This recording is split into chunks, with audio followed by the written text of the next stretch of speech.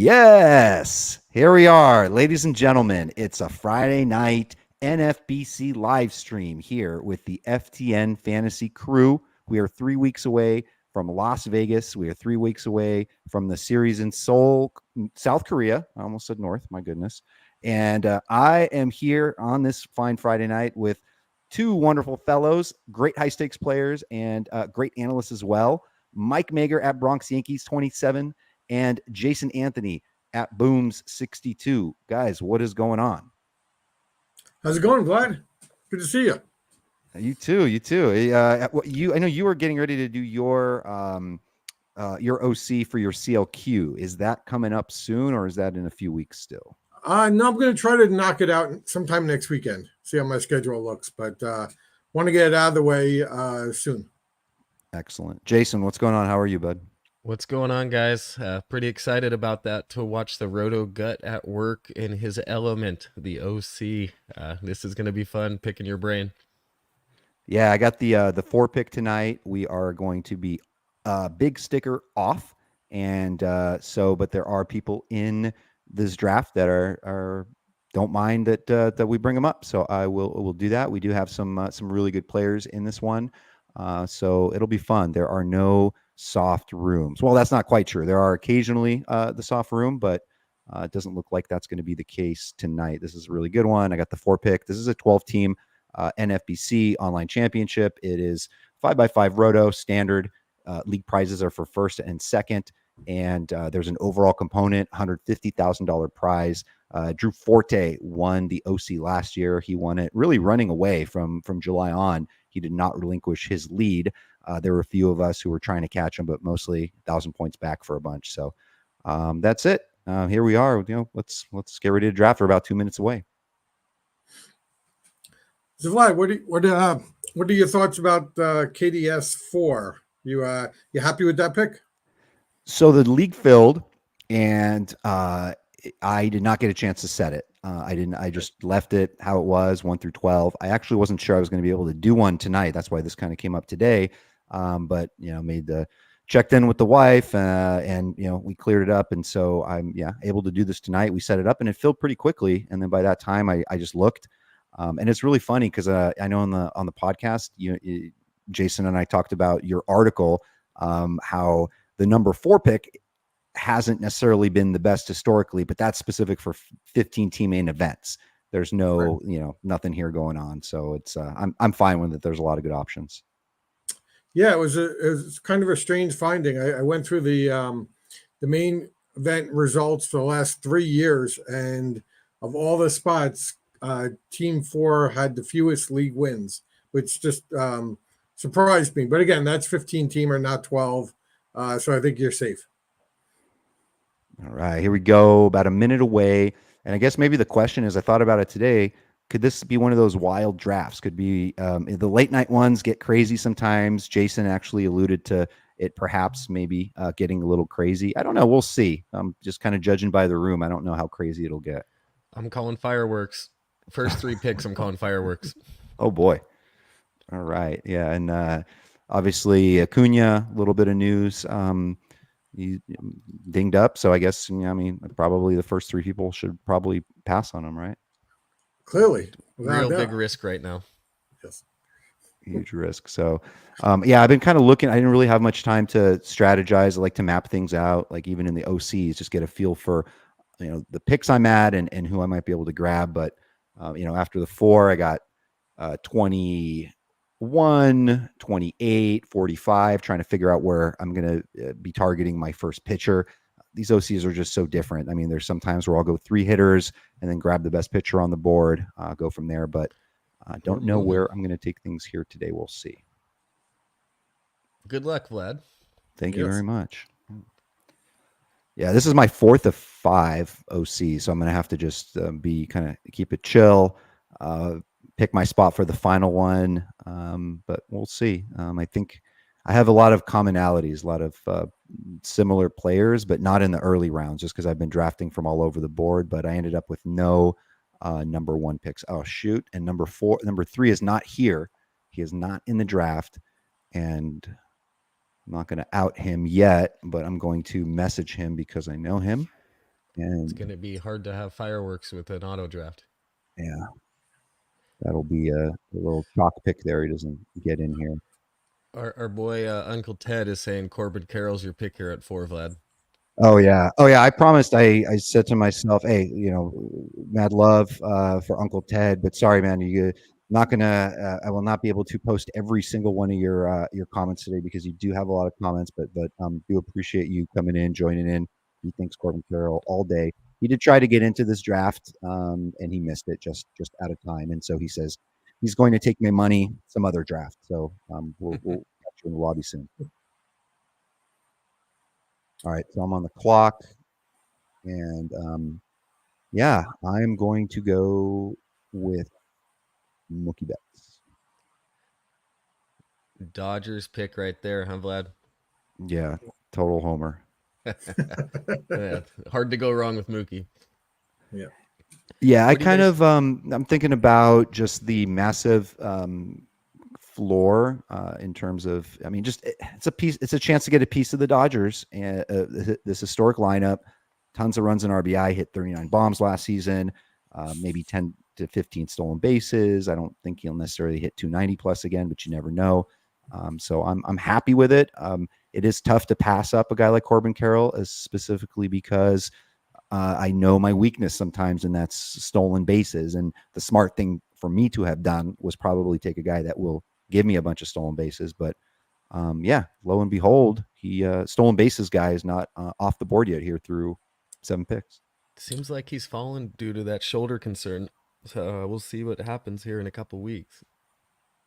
Is that been something that's popped in spring as well? No. I think it's a narrative around the industry right now, and people are kind of going on the bandwagon. It's kind of strange how he's fallen a little bit.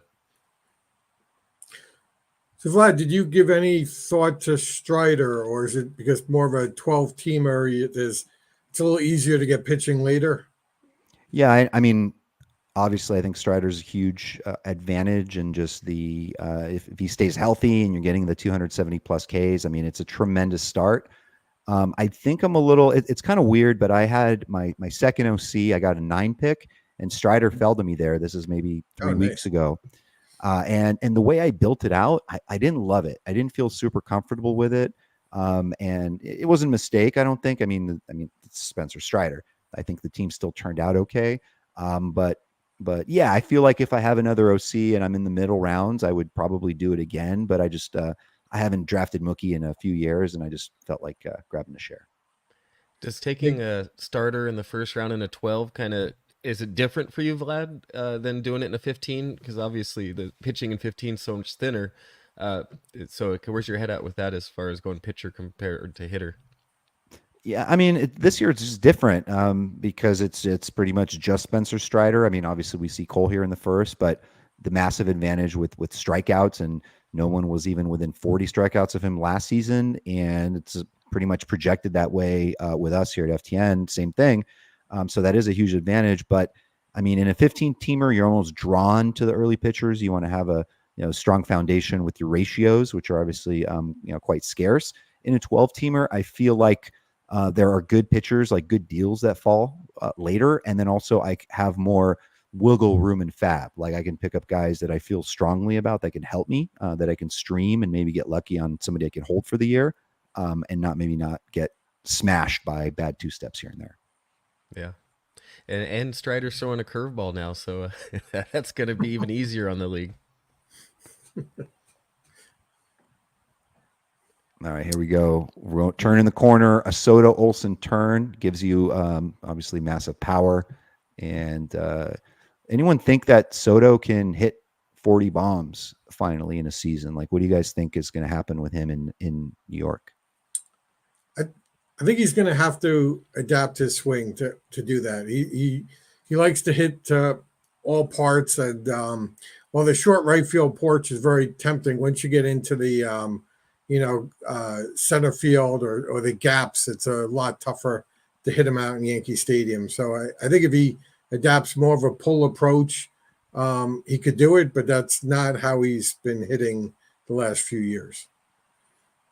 Yeah, he doesn't really seem like he's going to really just poke balls into that short corner. Like that's just not who he is. So it'll be interesting if he tries to kind of change a little bit and kind of gets more homers because of it. Yeah. I mean, I am pretty optimistic on him for this year. I just don't know that it's going to be a huge home run number. At pick 10 over there, Danny Bronski allowed us to use his name. He's been playing in the high stakes arena for many years. Really good player. He's got the Judge Turner combo, so obviously nice base there. I believe with batting average, probably 80 home runs, most likely, maybe a little less. Depends if Judge hits 50 or not. Got some stolen bases. By the way, that was an interesting point you brought up, Jason, on the podcast about. I think it was you. It was just my week's been crazy, but Judge not running this year, probably, right, with the toe. Possibly. You know you're up, right, Vlad? No, I do not. I got you. All right. Yeah.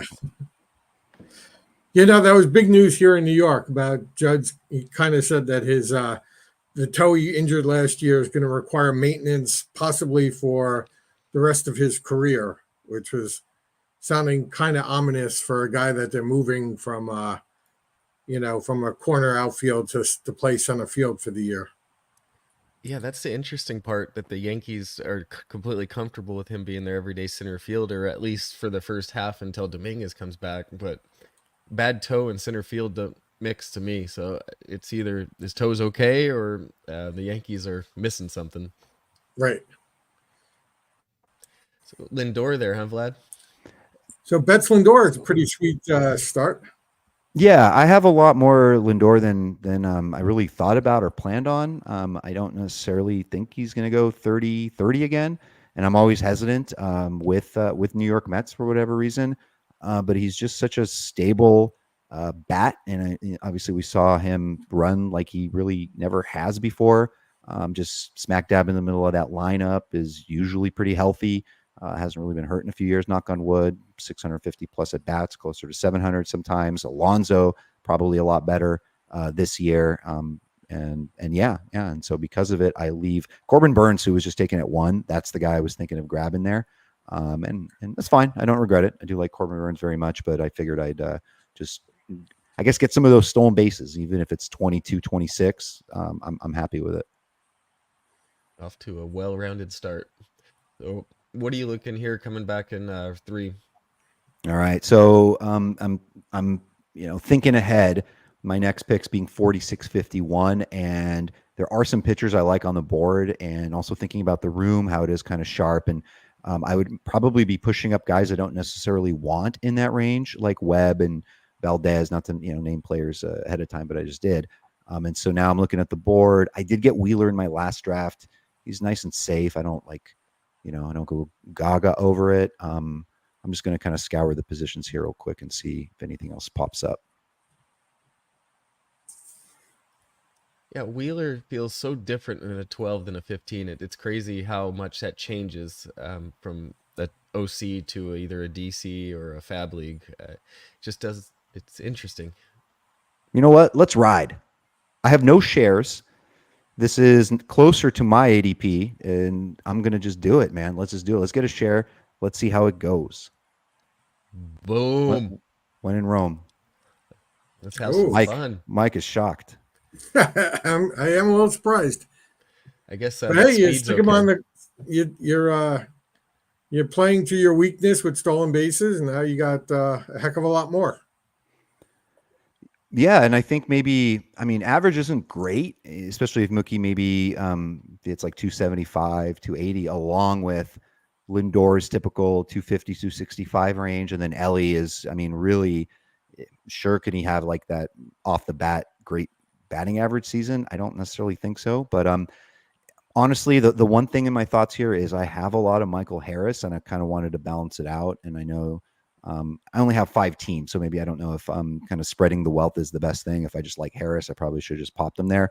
But I like filling the infield positions here. And the other thing is, I think in an OC, I'm okay with a little bit of mistakes. Like I'm willing to take a little bit of the risk because I have values and players that I like later on. I think I'll still kind of settle in, and then it'll be one of those things where if he does, live up to expectations and beyond, then I feel like I'll be in a really good position.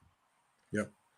So Ooh, interesting. interesting. Yamamoto is the SP4 off the board. The hype Yeah. is continuing, coming off before Wheeler and Castillo and Pablo and others. What do you think, guys? Second round in Vegas, in No Maine? doubt. Absolutely no doubt. Probably middle of the second round by the time we're there. If he doesn't get, yeah, if nothing happens and everything looks good, I mean, even if he gets hit up a little bit, but most likely, I think he's just probably going to like not give up. Like if he doesn't give up a single run, or if he just, I mean, it's impossible, but if he just like is just lights out, I mean, how high can he go? You know how it is with helium. Hmm. A couple of interesting builds here. Team 5 with the Atlanta stack. That looks fun. Yeah, Strider, Albies, Harris. That's pretty And good. then You brought up a good point, Jason, when we were talking about the, how I'm kind of have this whole thing about Harris finding some way to hit second, even though he doesn't really take walks, and you kind of put it in a good perspective that it really would take a lot for him to get there. And then of course he can still get his counting stats hitting in the middle of the lineup, but yeah, like unless Albies gets hurt or something too, isn't necessarily. What was this about? Kelnick possibly getting some love at second? That would be crazy, right? he hit second today in spring training. I don't think there's any chance he's No, anywhere near the top of no, that lineup. no. I'd be surprised if he ever got above 7, absent injuries on that team. Yeah. CJ Abrams flying up the board at pick 30. Some speed on that team. Tatis, Jose Ramirez, CJ Abrams. Yeah, the Yamamoto thing is it's really interesting. I had a feeling that he was going to be. I mean, made sense that he was probably going to fall in the third round, but honestly, there's a lot to like there if you think about it. On the Dodgers, going to be in a position for a lot of wins, help ratios, strikeouts. I can really see him. And again, it's like human nature. You want that shiny new toy. How many years have we been drafting Wheeler and Castillo? It's the same old boring aces, I guess you can say. But a shiny Yamamoto, it's going to be a lot more tempting.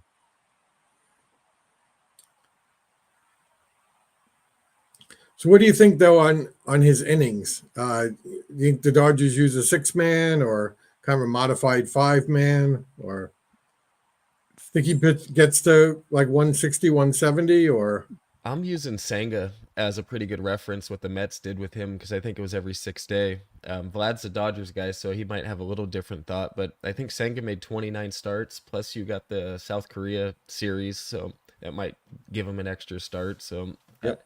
something in that nature. Yeah, I mean, basically from Dave Roberts, he's not a fan of the 6-man, and that was kind of what people were assuming. He figures he might go a modified at some point, and get guys off here and there, and that there'll be some Phantom IL starts or whatever. But people that are saying that they don't think any Dodger pitcher is really going to go more than 150, 160, I could see that happening. I think if there's one person that can get there, actually two, I think Yamamoto and Bobby Miller. As long as those guys don't have any speed bumps and stay healthy, I think both can be, 160 plus. Any concern on the velocity with Bobby Miller and that stat that nobody's thrown over 110 innings, throwing over 98 miles an hour? I didn't see that stat, but I mean, it makes sense. As far as concern, no, I'm always concerned with Bobby Miller. I mean, he's like he's the guy, and he's throws 100, and he was electric, especially at Dodger Stadium last season, and good control, even very surprising in a lot of ways. We were talking about it on Twitter earlier in the week. How think about this time last year, people in the rounds like 30, 35 range, they were drafting Gavin Stone over Bobby Miller. There was a discussion between the two. Mm-hmm. And then of course, Gavin Stone's season went completely sideways, but there were some reports about him apparently figuring out that he was tipping some of his pitches and, possibly impacting him. So we'll see if Gavin Stone can make a run for it there with Emmett Sheehan was a little bit behind. I think he had a little bit of injury. Perfect round 30 pick for tonight, Vlad. Yeah, I don't know. In a 12-teamer, it's tough. I don't know if I can get there. I got 30th round picks up the wazoo, so I don't know. We'll see how it balances out. All right, coming up here.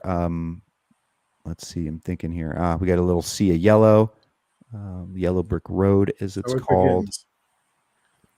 We got the first closer off the board. All right, I got to start thinking here. If I keep pounding the hidden or pitching. Yep. Team 7 with 3 Dodgers. It's a good strategy. Throwing that Philly for good measure. Yep. I like Team 8 start a lot with Corbin Carroll and Jordan, and then throw in the ace with Wheeler, and then, if healthy, the top closer in Diaz. He's kind of got all the bases covers there. Yep. Question for you guys: the Milwaukee reliever, as it's coming up, he's fallen behind Edwin Diaz in ADP. Is there any concern there, or what's causing that market movement?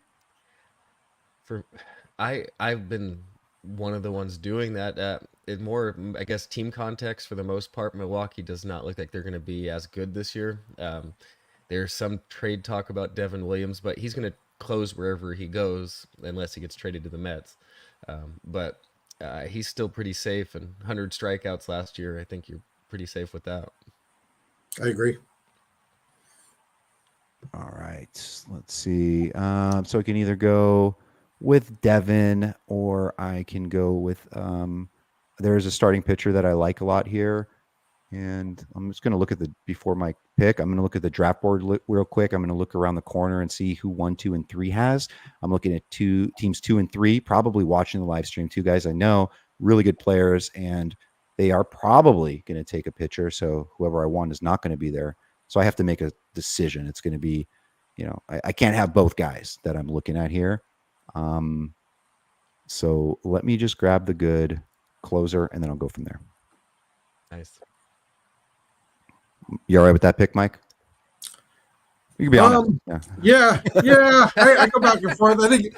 I think between a reliever and a starter, I'd go for the bigger innings. But there's more pitching in 12s, and I'm a novice at 12, so I'll defer to you. You've been doing a lot more of these than I have, and sometimes it's nice to get the stud closer, especially if there's kind of 3 or 4 starters that are kind of in the same tier for you. Mm-hmm. It makes sense that way. That was Mike's really nice way saying he hated it, Vlad. Yeah, this is which is fair. I didn't feel fully confident. It's funny in a DC, in a draft and hold, I got no problem grabbing him there in the 3rd round, and I think I had a little bit of an issue with my last draft. I remember just kind of getting stuck at closer and not wanting to have to deal with the Alvarados and Leclercs of the world, and just wanting to grab a couple, not spend $200 in fab for closers. So there's just a little safety there, because then now I got him. I don't have to worry as much about my second and beyond that. And then I'll just, load up on pitching if I have to. What is this, Uncle Ted? Especially if Devin Williams gets traded to the Dodgers? Is this a real thing? That'd be wild. I have not heard anything about it. I'm an Uncle Ted fan. Uncle Ted? Yeah, he's great. Well, there's my other pick, Freddie Peralta. That's the guy I was looking to grab. You knew he wasn't making it back after passing on him, though. Yeah, it was one or the other. So it was one of those things I might end up regretting. Do you think there was a chance Williams made it back? I don't think so. I think I had to make the call there. And you're not a hater guy? You know what? Going double here would be interesting, but I already a little risky here. I took Ellie. The other problem is there are no starters here that I'm crazy about. There is one, but it's it's ahead of his ADP. But I won't get him because now my pick isn't until the next turn. How much time? 29 seconds. Plenty of time. I might just do it anyways because I love him so much. So I'm just gonna. I mean, Hader is interesting here, but I'm just gonna take my dude here. Good pick. Get your guys. Yep. Makes sense to grab a starter there. Yeah. Is that the starter you would have taken, Mike? Who would you have gone with there? Yeah, probably. I mean, with him, the only question is just, last year's kind of injury maybe makes you a little bit scared, but when he's pitched, he's always been good. He pitches for a great team. really good ratios. The Ks were creeping up last year. So, no, I have several shares of him already. I think he would probably be my top rated starter left. So, yeah, I think I would have taken him. There's Is an there any- aversion to Freed, I think, because of not having the elite case. And so there's just something about him as your number one, but I think it's just like a bias that isn't necessary. But you do kind of feel like you're behind in case, but it's fine. It's a long draft and long season and lots of fab. So a lot of ways to make it happen. And Devin Williams kind of insulates you too with the not lack of Ks. He's at 9.5 Ks per nine, but Devin Williams strikeouts definitely help you having a non-high strikeout ace. Yep. Yeah, and just like and also the insulation with ratios with him is incredible. It seems like a blind spot for me for a lot of people that they're just. Yeah, I mean, eventually, I think come drafts, come Vegas, like he's just going to move up, and as long as he's healthy and looking fine. But I mean, over the last whatever it is, 2 seasons, there are only 2 pitchers with an ERA less than 250. I mean, that's insanely low. And it's just Kershaw and it's Verlander and it's him. And these are guys with a minimum of 250 innings. Of course, Fried missed a good chunk, almost half the season. But yeah, he's just elite, and wins are just going to come like hotcakes. I feel like for them and Atlanta, instead of messing around with like a Skubal, right? I mean, the difference in wins between the two could be huge, and wins is a fantasy category. Sometimes you lose a league by just one. And sure, Skubal can maybe get 15, 16 wins if he's lucky, some magic in Detroit, or just pitches deep in games and the bullpen holds up. But like, come on, a bullpen with like, Alex Lang closing things out. I don't know about that. You said Shelby Miller wrong. Mike and I talked about Shelby when he first came on board. I think I asked him what he thought of that, of Shelby Miller possibly taking the job there. Mike, where are you on Aaron Nola? He seems just to be, nobody wants him. Everybody kind of taking him begrudgingly. Into round 5, pick 58? Where are you at with him? Yeah, I'm kind of a little lower than the market too. And I guess I got to dig into him a little more. Maybe part of it is just being burned by him last year, but he did not look as dominating as he has in the past. And it's just, I think he's a frustrating own because he'll come out and he'll look great for like 4 or 5 innings, and then it's like he can't get the third out in the 5th inning, and gives up 4 or 5 runs, a home run, and what was looking like a good start goes to hell. So I don't know. I'm just not on him this year. Did you guys hear the report about that part of his reason for his kind of issues last year was he was looking at the wrong pitch clock? Did you hear about that? I heard a little bit about it. I didn't see the whole story, but it's kind of mind-boggling if true. He was the only guy that can have a 6-run lead, and he did it probably 5 or 6 times and not get the win last year. I can't imagine owning him, how frustrating that was. Yes. Number 3 pick is, if you know him and if you've been to Vegas, he's one of the most colorful personalities. And his name is Carter Gill. He's a longtime professional poker player, and he's been in Vegas and drafting. So he's at pick 3. He's in our draft chat saying that his son is helping him make picks. And so his son is building a pretty good offense because if Mike Trout is healthy, then that's going to go well. But there you go. 4 hitters and a pitcher for Carter over pick 3.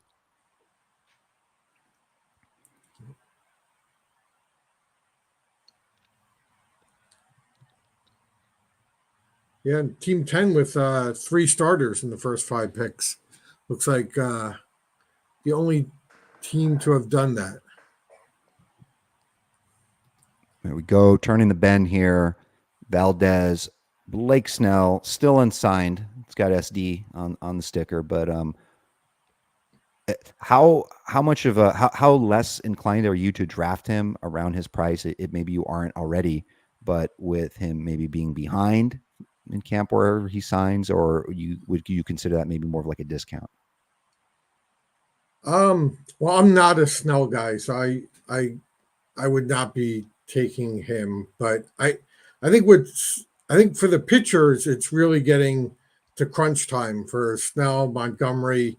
I think the regular season starts less than a month, and typically they need a 6-week buildup or at least 5. So I don't know. I think at this point, Snell and Montgomery, at best, they're going to miss a start or two, and the longer this holds out, the riskier it becomes. So maybe if the prices really fall. But I don't think this is a particularly big discount. I think he makes a lot more sense in an OC Vlad than a DC or a main. I think the upside in a 12, you can kind of, like you said, have some misses and really still survive. Where in those other ones, you miss on your 2 or your 3, you're in a lot of trouble. Starting to fill up my queue a little bit here.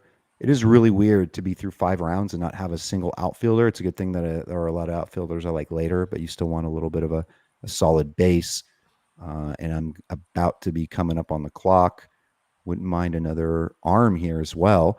And this looks like a draft where sometimes you got to read the room. And this is a draft where closers look like they're readily available later beyond ADP. So me kind of taking the first guy there off the board or along with Diaz means it could have been a mistake. Bobby Miller at right before me, pick 68, and he actually has an ADP of 61 over the past week, so that's pretty late for him. So I'm not going to take another closer because they're on the board. I don't know. Any recommendations here? Might as well leverage my crew. You're looking at an arm? Yeah, I'm looking at either a specific outfielder who runs a little bit and hits, or I'm glad he hits too. I would lean your SP2, but yeah, and it's just all these closers here. Yeah, because they're going fast. I just got to grab one. I'm just gonna grab my boy. There it is, Zach Eflin, and now I have 2 guys who are not elite strikeout guys. So now this becomes an issue where I could end up overcompensating with like a Hunter Green type later that can ruin my ratio. So it's just something I'm trying to stay cognizant of now, so that I'm not overthinking like, oh no, I got Fried and Eflin who are, a strikeout per inning when other people have 2 guys that are, with a 28+% strikeout rate. So I haven't been able to verify any of this, but a couple people in the chat are saying Matt Chapman to San Francisco.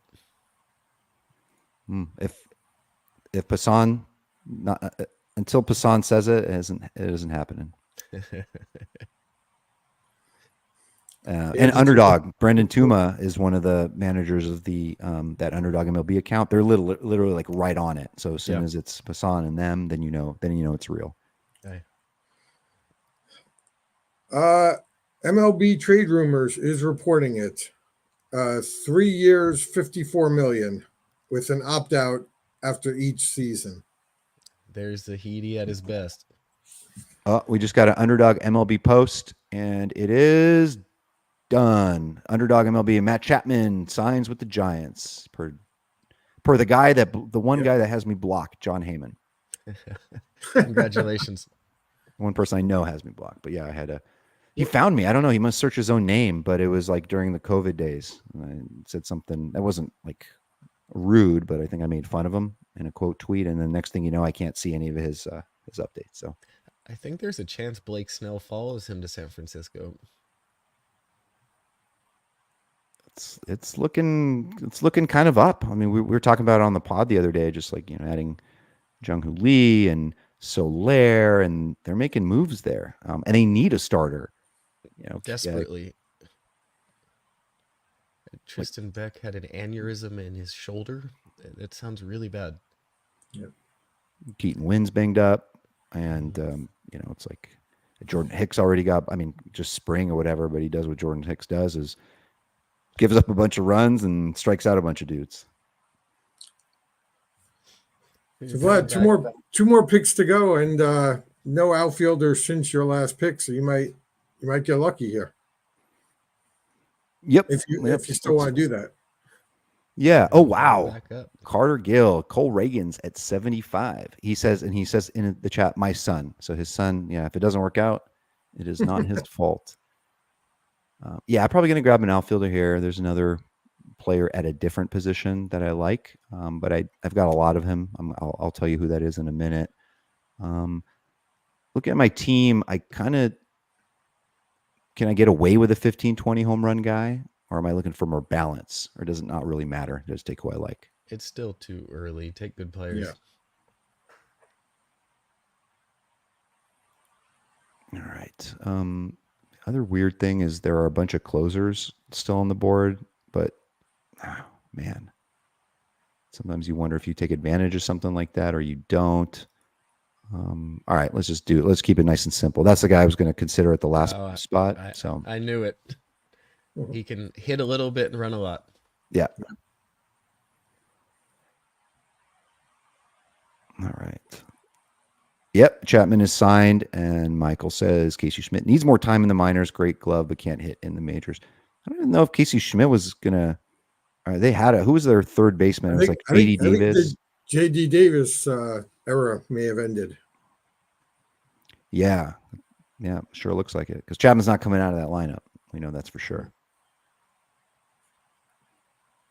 Hey Jason, what's going on? Yes, thank you. You sent me DK swag last year. I appreciate it. Thank you very much, sir. Thank you for joining us here today. Turn in the corner. Got a lot of people here today, which is cool. I guess the last stream went well. People liked it, so they're here on a Friday night. What better way and during baseball season than to spend it with us? By the way, I didn't mention ftnfantasy.com. Hopefully you are watching already a subscriber, part of the family, part of the Discord, hanging out with these guys, these wonderful fellow analysts, a lot more. Eric Cross, Lucas Beery, got a great team there. A bunch of us are going to be in Las Vegas for the main event coming up the weekend of the 22nd, March 22nd. It's going to be, I think, the end of the first round of March Madness around that time. It's insane. Rooms are crazy expensive. What can you do? It's Vegas. But we're going to do a happy hour FTN in the Mirage, which is the hotel where the games or the drafts are happening. So we're going to do that Friday afternoon. There's some information out there about where you can join us. So if you're in Vegas, make sure you stop by. Drinks on Vlad. Hard to say no to that. Yeah. It's very cool. Very cool. FTN's, sponsoring a little bit of that, which is really nice of them. So Vlad, would you say Christian Yelich is this year's Christian Yelich? Is that going to be in the article? He's brought up every time, obviously setting it up. The jokes it was funny last year, the jokes about him being him. And I think Rob Silver was one of the people who said it. And yeah, I mean, he pretty much was that because he was post 100 ADP and, he returned top 35 fantasy value. One of the only guys to score 100 plus runs, did a little bit of everything. So he was great. I'm still formulating. It's one of those things where I have a lot of candidates. I can't say like I'm totally locked in on who it is. The one thing I will mention is I want to be, and I sent this in for our high stakes subs newsletter. I don't want to give away too much, but I want to be really cognizant of picking somebody that is an injury, like a major injury risk, right? Like you want somebody that's just has at least a little bit of history of good health and just isn't going to screw you. Because there are a lot of guys, right? I mean, everyone's, the joke of like, oh, Tyler O'Neill.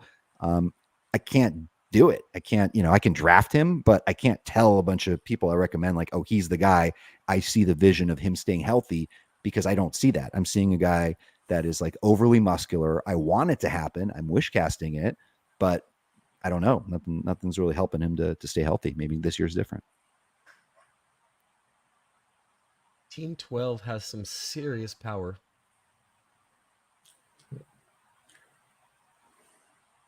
And a little batting average, Corey Seager. Soto. Not much speed. Interesting build. Brandon says, what's up, boys? Following along, looking for some gems for the late night. Apparently there's another OC. I don't know if we did any inspiration for that, but there are other people that are going to be drafting the I guess it's called the Night Owl 855. NFC's getting hot, filling 2 late nights. All right, turn the corner. Any analysis on any of these teams? Anything stand out for you that you like, don't like? 9 looks pretty balanced to me. Still have to get a closer, but I like the way that team is looking.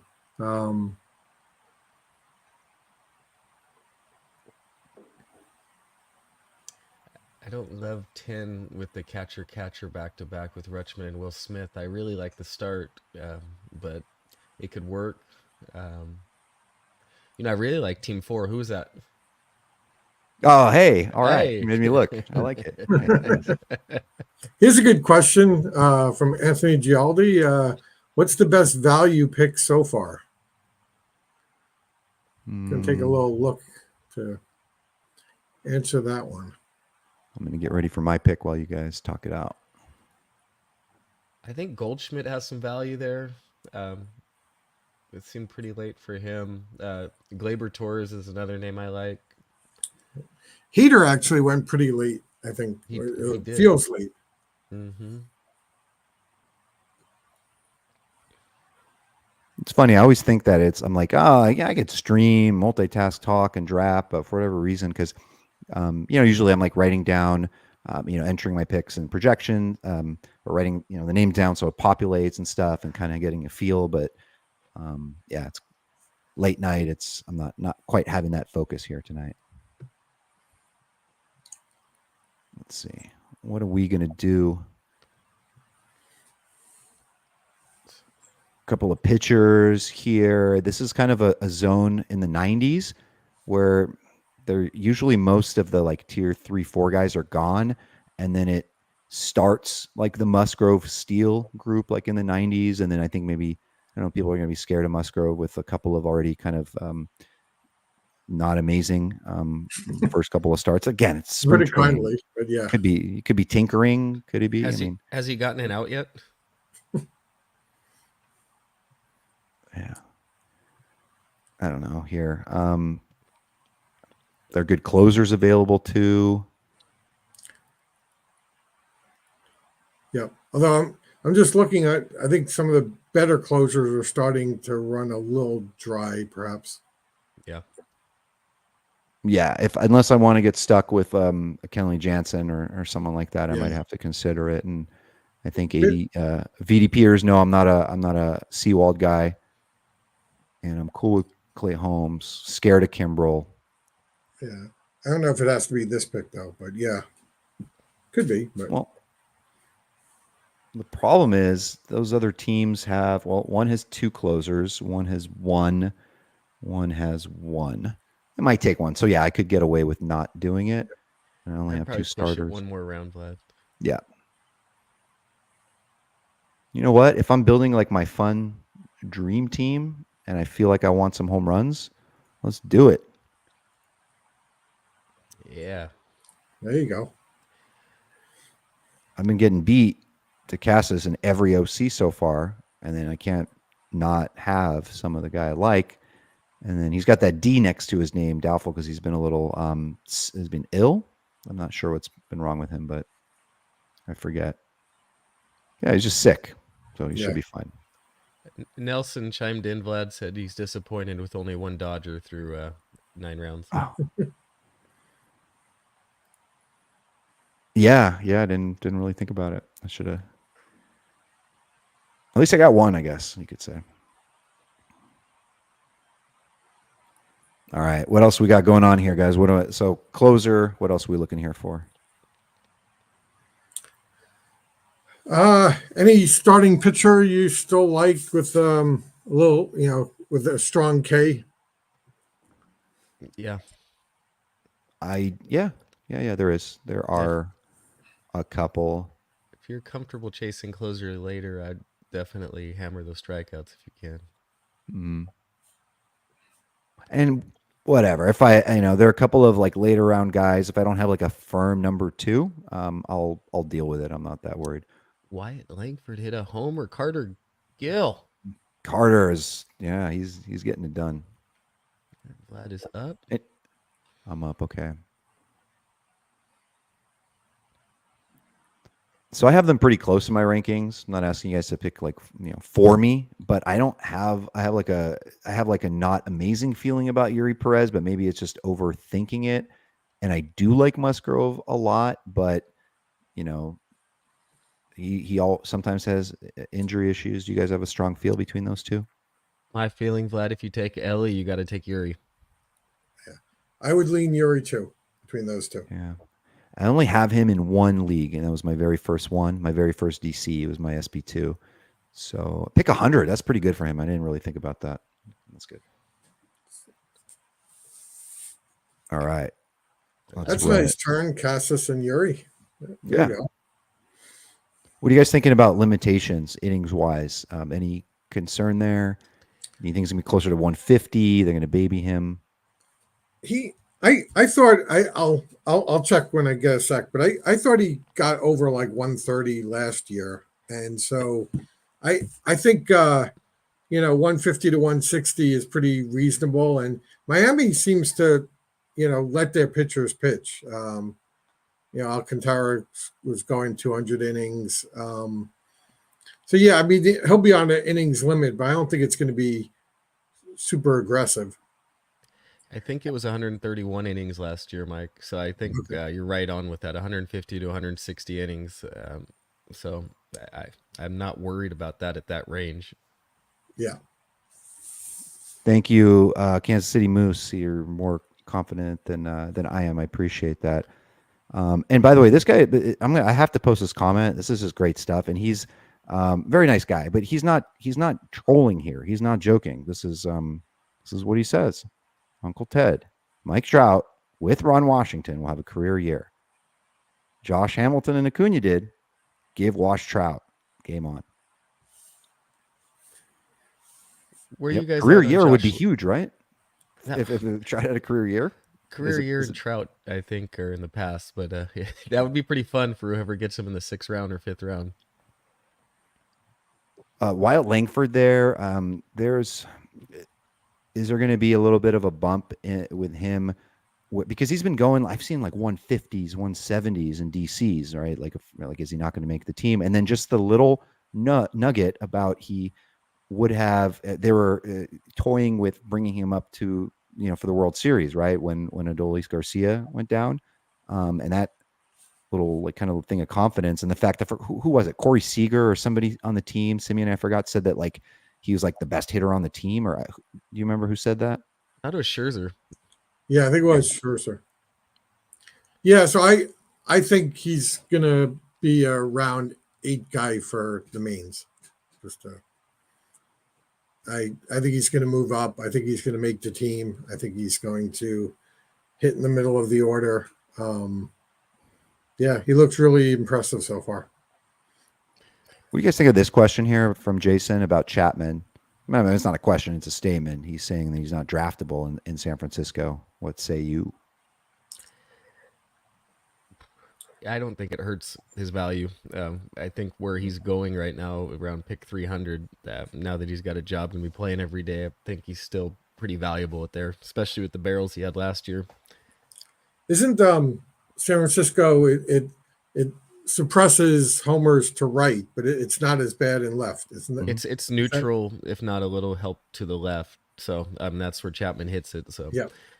Improved lineup, but it's not Toronto, and his line numbers were not great last year. So I think he's probably about neutral. There's another good question here from Michael. When do you start to diversify your player ownership? Do you tend to stick to your tiers this early in the draft season? Interesting question. I think for us, it's late in the draft season because we've been, I've been going at it since August, I guess, technically. But yeah, I mean, I think you want to diversify up top if you're drafting multiple teams. But I don't have any problems really loading up on players later in the draft. But there's a lot of different considerations to it. There's the other young prospect, top prospect, Jackson Churio, and Team 12 is they've got They A caught up lot on of speed. power, a lot of speed. Like, man, that's a pretty OC-ish sexy team, but does that work? He's gonna have to have the pitching hit.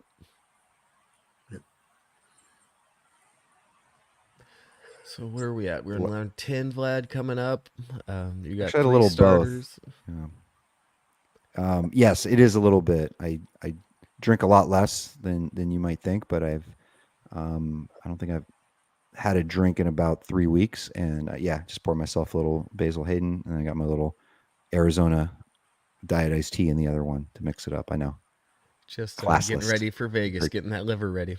very classless. Yeah, I gotta step it up. I'm a disappointment to the Russian community because I'm a lightweight. All right, I just keep clicking on things. Yeah, I mean, see, I'm just clicking away. I shouldn't be drinking. All right, we got some guys here in the middle, some speed. Bryson Stott, what do you guys think about a potential repeat from what he did last year? Hit 280, stole I think around 33 bags. What are we looking with him this season? Trying to remember, I think the average might have been a little inflated, but the rest of the package I think is repeatable.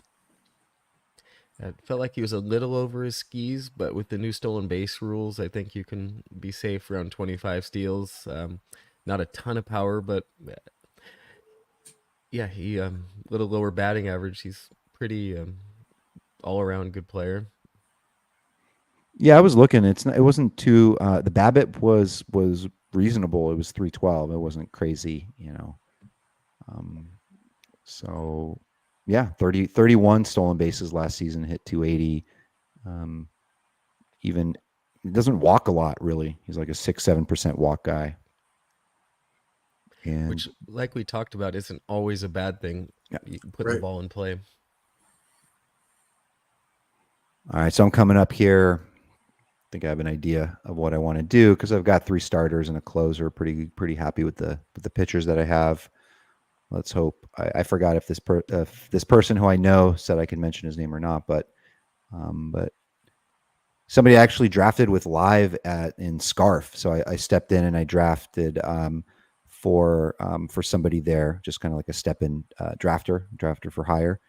Got some appetizers out of it and hang out with some friends, and Jeff Erickson and some other people were there drafting, and that was fun. I hope I built them a monster. But this person was in the draft as well, and he's a pretty sneaky, good NFBC player. Rodon. Happy now? Harry is 2 Dodgers. Yeah. We were talking on the pod. We did the outfield pod this week on FTN Fantasy. That's the FTN Fantasy Baseball podcast. Jason Anthony and I talked about Teoscar Hernandez and how many RBI opportunities there are going to be for him, just like in his sleep, 80 plus, right? Like he hated hitting in Seattle, horrible numbers in Seattle. Yet he's still drove in 90 plus runs. You look at the underlying metrics. He's really good. It should work out well for the Dodgers. I'm starting to drink the Kool-Aid a little bit, Vlad. You're getting me on board. He feels like he should be going in about the 8th round, not the 10th. I agree. He just has to stay healthy though, because they're not going to DH him. Do they have a good DH? Yeah, they got someone they like. They're not paying him much this year, but I hear he's pretty good. No, in 47 years though, he's going to be making a lot of money. Yeah. Jeff Biddle is that person who I was talking about. He gave me permission. He is he snuck up on me. I know we met last year at Scarf last year, and I was like, oh, this guy's a pretty good drafter. And then on the last day before the season, drafted a main event. He was in it, and he crushed it. He won that league. So he's here from the San Fernando Valley along with me here in Los Angeles. So Jeff Biddle, really good player. If you see him in one of your rooms, watch out. All right, Vlad, what are you thinking here coming back in round 11? I love it when I don't think pick one is in the room, but I apologize if they are. But I love it when they draft Spencer Steer early. So Insulting the guy in the room.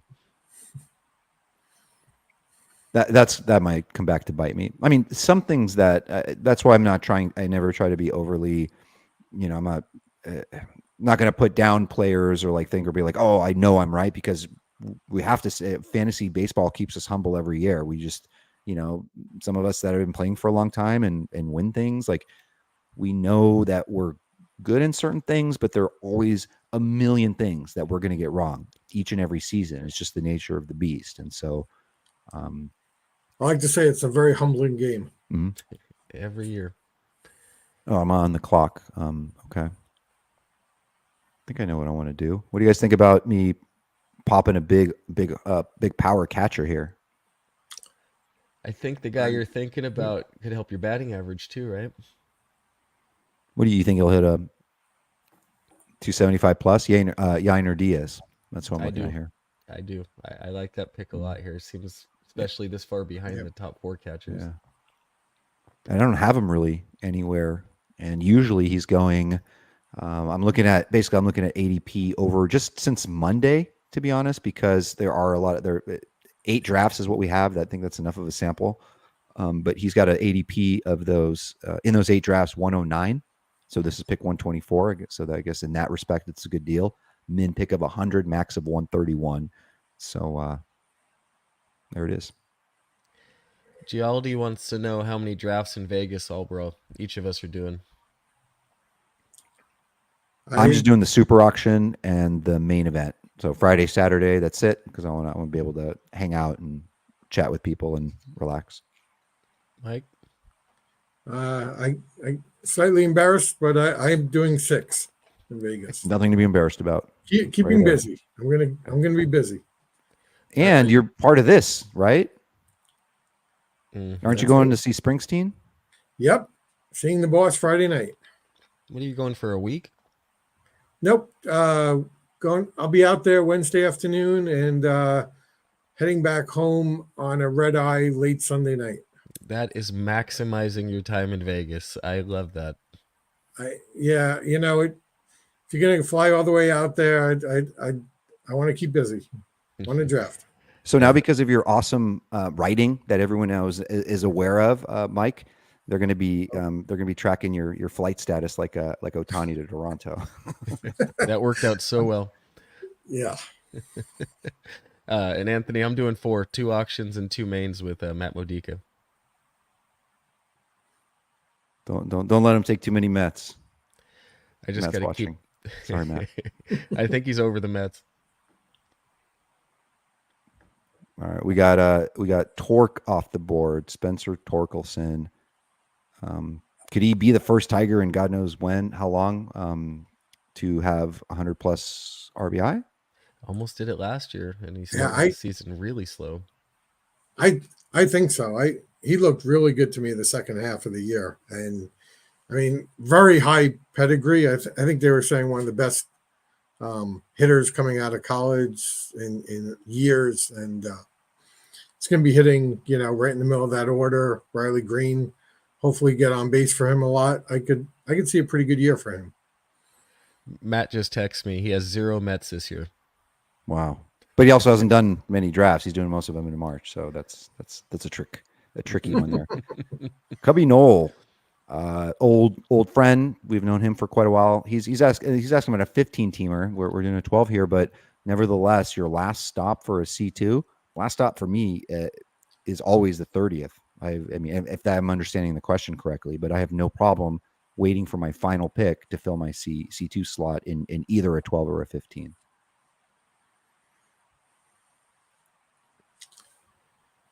Yeah, it's tough. I've always been a wait on catcher. Kind of bit me a couple of years. So there's a group that, if you really want a comfortable catcher too, kind of ends with, for me, maybe with the Danny Jansen's, Alejandro Kirk's. After that, it's kind of a toss-up, and you're going to have to fab it. All right, looking at through the teams through round 11, almost complete. I'm just trying to see if there's anything crazy like this. There's what's cool is I like a draft that is in a live stream where there aren't really any hot dogs, right? Like no one's looking at trying to draft just to get tweeted about or whatever. So I think that's cool. So that makes the room more solid. I guess it'll make Fab more difficult. But check out I think the strikeouts on Team 6 there with Cease and Green adding on to Skubal. It's pretty nice. And Hader. Yeah. And Hader. And Gilbert too with the innings. Yeah. Strikeouts might match the whip. And by the way, stolen bases. Tatis 30-ish plus 40 maybe. Ramirez, Abrams 40 plus. That's pretty solid. 15. Even your catcher steals. Yeah. I don't see like any real unusual builds, which is I guess kind of surprising but nice. Yeah, the one fun one is Team 12 with all the power, and then throw the two really speed guys in Ruiz and Churio. Yeah, I mean the one thing for him is how comfortable do you feel with just Fromber and Snell as your starters, and what he just took Buehler, who is not going to be pitching for a little while. Yeah, he's going to have to hit on some late pitchers to make this work. This is Carter actually here, who's picking out of the 3 spot, but talking about Langford and making a bold statement there about him being a first rounder next year. You know what? We're talking about on the pod, and I have moved them up a little bit, and in the VDP rankings, just on sometimes things are noise and sometimes they're real. It's not like it's some guy. He is the top prospect in baseball, and yeah, I mean the Rangers almost did call him up, and he does look ready. And what Jason and I were talking about on the podcast is this is one of those things we look back. He will never be this cheap, right? Like even if he goes, I mean, maybe Carter took him too high here at like 94 if his ADP is 150, but that starts to move the trend, right? Like little by little, by the time we get to main events, Langford could be around there, especially if it sounds like he might make the team. Think about with Volpe last year and Jordan Walker and everything. So there's really something here. There's never going to be another opportunity. He could be a second, third rounder next year for all we know. So sometimes it's fun to get into some of that upside.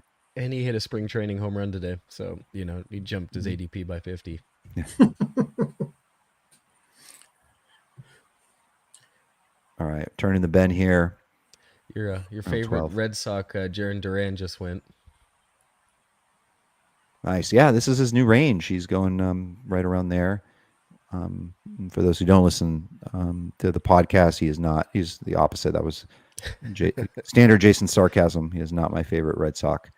Not that I have anything against him. I just seem to like a lot of Red Sox this year.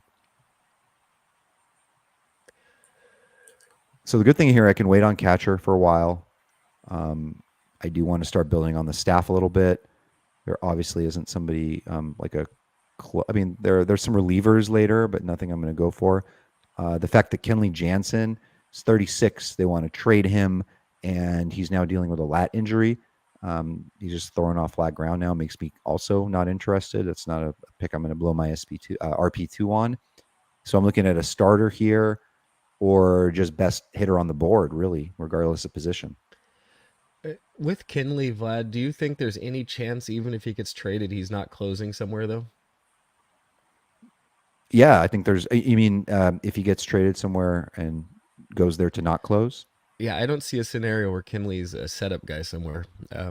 Whoever's trading for him, if he does, I would think would be plugging him into that closer role, even though he is declining.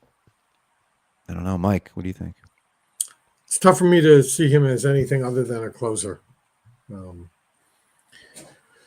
But I wonder if he would have been traded by now had he not, gotten hurt. So now maybe we're looking at a mid-season trade.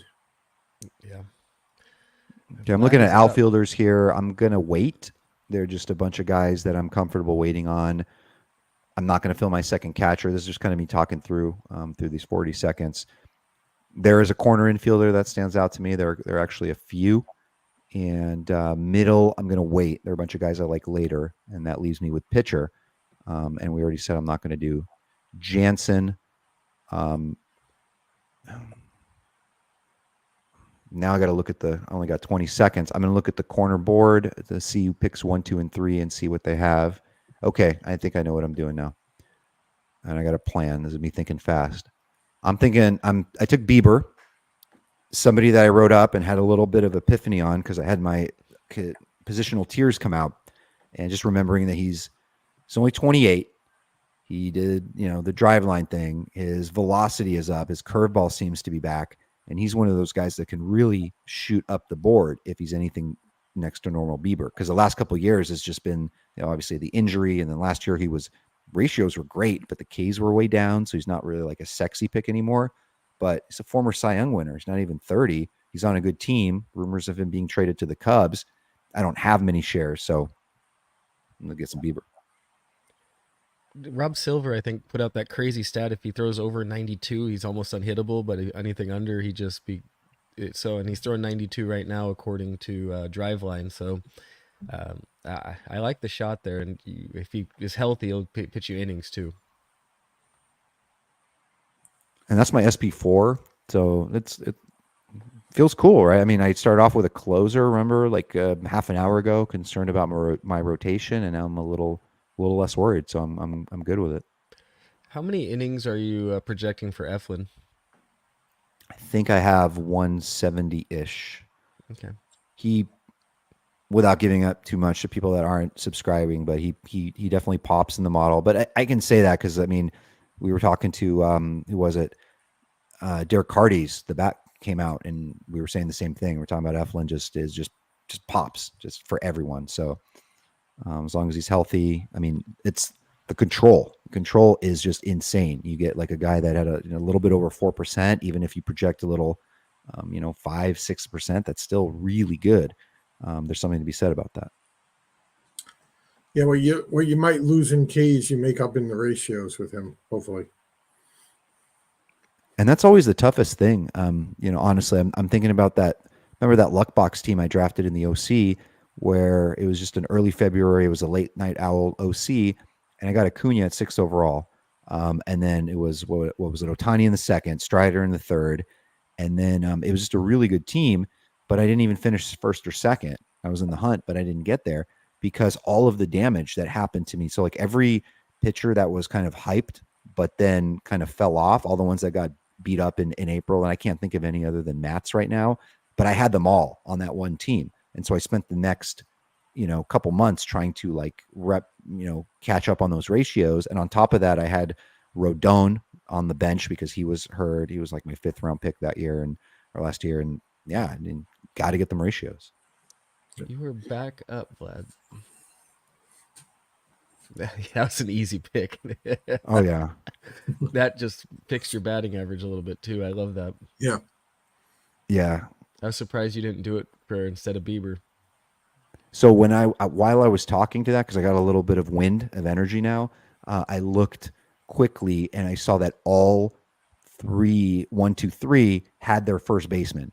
Yep. And I made the assumption that they weren't going to hit their corner infield yet. They were going to go after other things. So I had to make that snap judgment. But that's why I went Bieber first, thinking that Yandy would come back. And people are talking about him in the chat. They're bringing up his name, even though he hasn't been picked yet. And he still wasn't picked. So that worked out. That was Carter trying to get you to draft him. Oh. Uncle Ted's been talking about him since I think it was his first comment in this thing. Yeah, that and hating starting pitching. Hates him, hates it. We can't wait, man. Uncle Ted, you are now officially verified. I was talking to him earlier. He's now officially verified to join the NFBC. He's in the NFBC. He can enter drafts. So he said to me earlier, sorry, couldn't get in that one, but I will take your money in another one. Let me know when to sign up. So I will let you know. He needs to come to Vegas. Come on, Uncle Ted. Yeah, you have a blast. 3 weeks away. That's coming up really, really quick. You guys get any anxiety about Vegas and just any of the traveling or the drafting part, or are you just super excited? I have anxiety. It's 3 weeks away. It's too far away. No, I'm super excited. I will never draft the same day I'm traveling, so I give myself an extra day to get in. So I try not to sweat the flights too much. But I'm in upstate New York, so it's still winter in March, so you never know what the weather's going to be like. So I fly in and get in, midday Wednesday, but I'm not drafting until Thursday. And how many auctions of those 6? You 3. may have mentioned it. Okay, nice. 3. 1 solo and 2 with my good buddy Mark Winoker. That is a Yeah. tough team. I've drafted against you guys too many times. It's fun. Mark's a class act, great guy. Great and then Mark. Mike, you and I are in against each other, FTN versus FTN in the Friday morning auction. Were we? I forget. Were we in that together last year, or you were not in that league? No, I was not in that league last year. Okay. So yeah, it'll be fun. It's a really tough room. I mean, it is like, I think I was telling you, it is main event, obviously amazing, great. It is, we want to win it, but I look at that auction and that's what I'm really competing for. That's my ultimate test. I want to test myself, and I'm looking, it's you and Jenny Butler and Toby, that flip crazy, who won the league last year. Him and Slack, I believe, or maybe Slack was just sitting in, but I want to, it's all friendly competition, but I want to be the best. I want to beat this. I really am looking forward to that. Speaking of friendly, I think Matt might have just jumped in that to fill it, Vlad. I don't know if you saw that. Who? Which Modica. Matt? He joined our auction? No way. He wanted to do one. He didn't even, oh, okay. All right. He doesn't need your permission, does he? No, of course not. No, I just, I mean, you got a draft. You want to draft. It's limited, room, but I'm just worried about one more person I have to try to beat out on bids. And he's a really strong auction bidder. Like, he's like in the zone. It's really tough to kind of work him over really on players. The good news, by June, he'll be out of fab. Yeah. So we hope. Actually, my first ever auction in the NFBC was Matt and I together. It was 2018, and we decided we were going all in on Thor, Noah Syndergaard, and and he got hurt in preseason. We finished middle of the pack. It was fine. Hitting was great, but that stung us because I think we spent like 30-ish. Maybe it was, I forgot, but it was coming off some elite year, so he was like a top 5 starter that year, so it really stung. Yeah, I know. I remember a couple of years ago, I got into a bidding war with Matt on in a New York City auction, but I can't remember the player. But I think he got the player. I'm going to pull up the I want to pull up the grid, which is another thing on NFBC. So I usually have the draft board, I got the ADP, and then I got the draft grid just to see where people are at per position. And I'm on the clock if you guys can. Yep. What do you think here? I didn't even load up a queue. There's still a good. I could go second catcher. So I'm looking to fill basically either pitcher or outfield. All right, let's see. I'm gonna wait on outfield. I have my pick, so you guys can say what you would do or what your thing was, and then I'll still make my pick anyways. I would go for a starter. I'm just trying to look. There's a guy on Houston who I think would fit well, but yeah, I got two of. I like both Houston guys, but I just took the guy that I want that I don't have a lot of shares of. So I don't know if that's a better pick than the old man. But, no, that you took the guy I was thinking of. Okay. And just seeing there are a couple comments in the chat about auctions. Just cannot recommend them highly enough. It is so much fun. You're in on every player, especially live. I think the NFBC software is really good. Doing them online is a lot of fun too, but I don't think anything beats a live auction. There's nothing better. I can safely say that. It is just an absolute. It's 4 hours of just entertainment. It's the best puzzle you can try to put together. It is. It is so much fun. Yep. And while I wouldn't recommend this example, but like you can build any, or you could try to build a roster construction that you can't build in a snake. You want 2 first rounders. You want Acuna and Witt. You can do it. I mean, good luck to you the rest of the auction. But or if there's a couple of guys, that always seem to go in the same round, in an auction, you can get them all.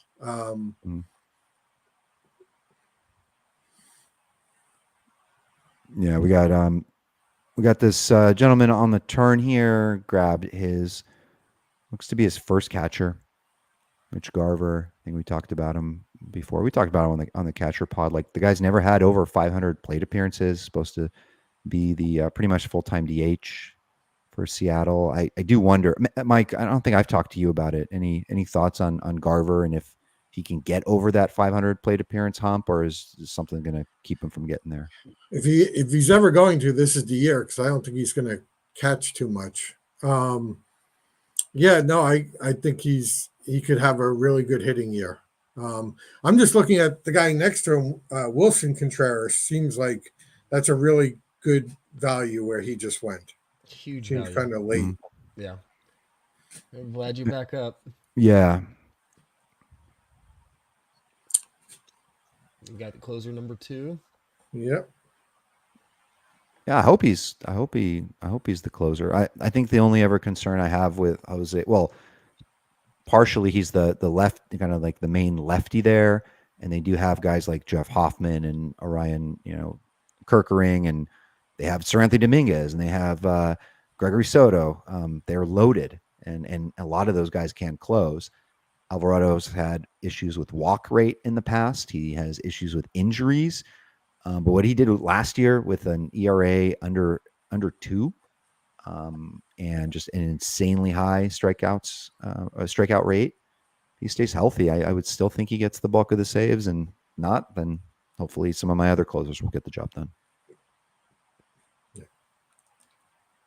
Mike, and then about Wilson, I'm sorry. Go ahead, Vlad. About Wilson Contreras, I wonder is there any maybe overreading the fact that the quote about how much St. Louis loves Ivan Herrera and how he's going to play a little bit, but I think most people realize it's not really going to come at the expense of Wilson Contreras, because they would DH him probably. So maybe he's like coming in as a bargain now. Yeah, I think that's right. I don't think Herrera's going to take away real playing time from Contreras. I mean, he's in year 2 of a very big 5-year contract, and he finished the season really strong last year. Now I think they're going to need his bat in the lineup. It feels like he should be going closer to Yainer than Ohapi. And I think those guys should be going closer to each other in general. Yeah, the catcher's nice. It's nice there in the middle. Yeah. Mike, how do you and Mark do the partnership on the auction? I know we're doing an OC right now, but is one guy bid and the other one just kind of tracks it? Yeah, we're going to take turns each bidding the 2 auctions that we're sharing, but we prep together and have strategize together, and are talking during the auction. So it's really a team effort, and it doesn't really matter too much who does the actual bidding for us. But usually the person not bidding will be responsible for kind of making recommendations on who to do the noms, and tracking the money, and tracking what other people have, and it's especially helpful, I think, in the end game of an auction, where things really kind of pick up in speed, and you're looking for $1 guys who are going to fill certain needs. Yeah, it's a great test of a partnership. Some other things in the chat here, they're talking about the FTN membership. If anybody's not a member in here, there is no better money to spend on fantasy baseball than Vlad's free agent article. It is a must-have during the year. Not to mention their great draft prep guides too, including Mike's articles now. Yeah, but that's the talk about free agent pickups. That's the best free agent pickup of the year, man. No one thought of it. Even Mike didn't think of it. No, it was not on my radar. But thanks to you, Vlad. I mean, I really appreciate the opportunity. It's been a lot of fun. Yeah, no, it's fantastic. It's been really, really good stuff. Everybody loves your stuff. And the just a little insight on the background. So like when Mike and I were talking about the preseason schedule, and by the way, we have a phenomenal plan for in season. I don't think anyone has any idea this novel article column that Mike's gonna be managing during the season. We're not gonna let you know what it is quite yet. But when we were talking about preseason stuff, it's amazing. Like he like can read my brain. He like almost knows exactly what NFBC players want to read about and write about, because I guess it's just been, he's been playing for so long and storing up, and he's just like drops these incredible article ideas. I'm like, yes, that one and that one and that one. It's like, not enough time to do them all. So it's been great. Yeah, it's been a lot of fun. Vlad, you've set yourself up pretty good here. You can kind of go any direction you want, kind of best players. I think that's a really good draft to be able to do that and stay so fluid with the kind of where you're going next. Yeah, there's I could pop the C catcher too early. I've got my corner, but I could fill in with a utility, but there's no one that really stands out. I'm just doing fast track thinking. I'm trying to figure out my home runs versus stolen bases because I haven't been writing things down. I was just gonna say, very few stolen bases from the last 4 hitters. So at some point, you probably want to go back to that. Okay. All right. But if there's still a top C2 left, I'm not. No, I don't need this. I don't really need the C2. So I'm going to take some speed here. I'm going to take a guy that VDP didn't love originally, but is a little back on because he's not as bad against. He's a left-handed hitter, TJ Friedel, and he had more home runs than barrels last season. But there aren't a lot of guys in the Reds that can give you a double-digit walk rate, and he'll probably continue to hit against righties at the top of the lineup, and he gets me some speed, so I'm good with it. And do you really need a barrel to hit a home run in Cincinnati? I don't know. Yeah. I got a team to assess, so I got the team 8 is Bob Kramatola, and if y'all know Bob, he won the NFBC main event in 2022. I think that's the year, right? Did he win in 2022? Yes. And so he's picking here from 8, and I guess we can be, you could take it, brutally honest, and good or bad. What do you think of his team so far? I'm a fan. He's got a lot of players I like. There's a reason he won the main event. I like his team as well. Big bucks, Bob. Bobby, big bucks. He's got man, if you guys were to put a number, just everything writing on it, on Chris Sale innings, how many innings? You just had to pick a number. How many innings does he end up this season? 140. Yeah, I'm around the same neighborhood. I was about to say 135. So yeah. Okay. I think I'm bullish. I think I have like 156. I've been creeping him up like 1 or 2 innings every update. So, wondering what they're going to do with that 5 spot. I started to actually have a strong feel that I actually think because Bryce Elder still has option left, and even though he was excellent the first half of the season, I can see him starting in AAA. I could see maybe Ronaldo Lopez or maybe AJ Smith-Schwarber getting there. I don't know if Elder's going to be in the rotation. Yeah, I think he might have the weakest stuff. It's just a matter of whether Smith-Schwarber is ready for it yet. Billy Hayes says 160. Jason says 147. Carter 32. I don't think he knows. I don't think he knows what the question is. And Carter's he's not drafting at a computer. He's like on his phone that probably has 2% battery and in like some bar in Vegas. So, and you are on the clock. Just make sure you know. No, I didn't. That's only the Midnight Madness draft.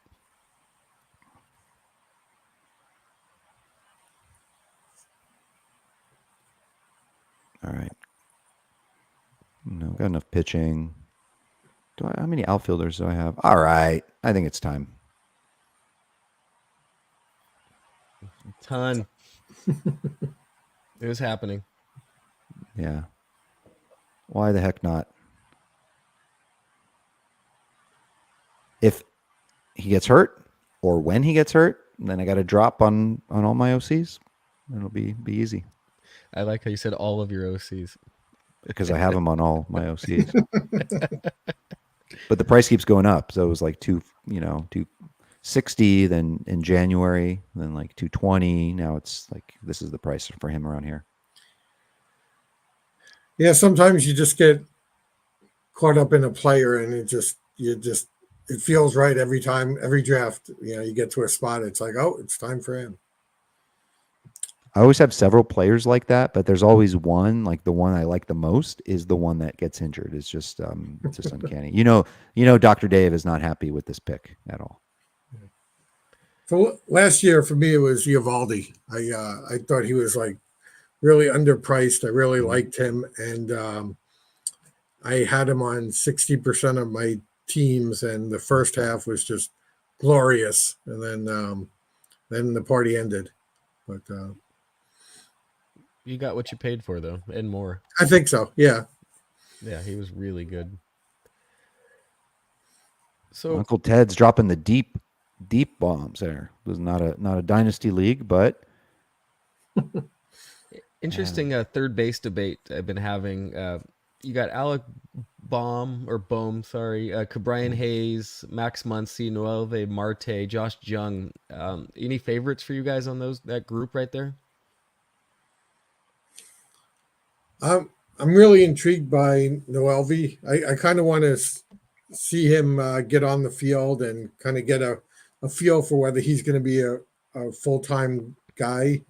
A lot of the other guys are really roster construction guys. I think Muncy could be a 3-category monster, but you got to have the average to roster him. Young is probably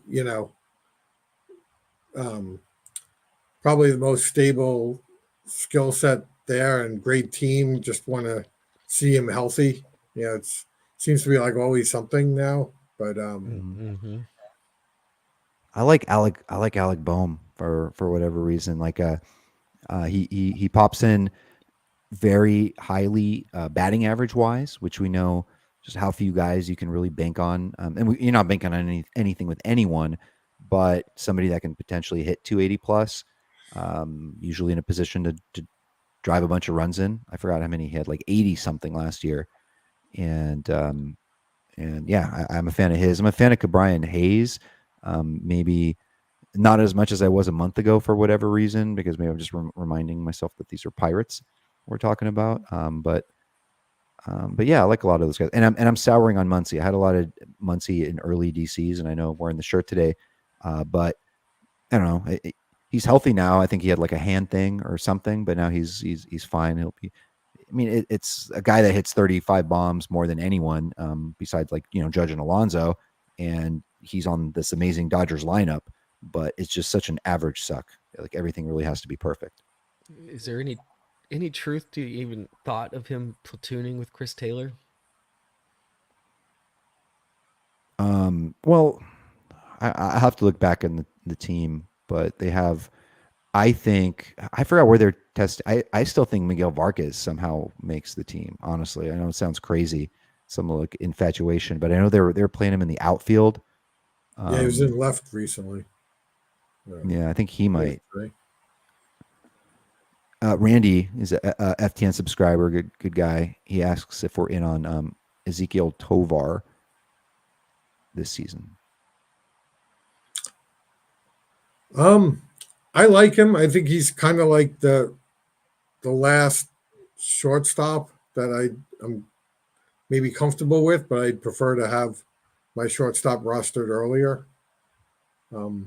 But I think, yeah, I could see him doing 15 or better with at least a solid average in course. Yeah, he was sneaky in a really bad lineup last year. Personally, I'd rather have Willie Adames over him. Yes.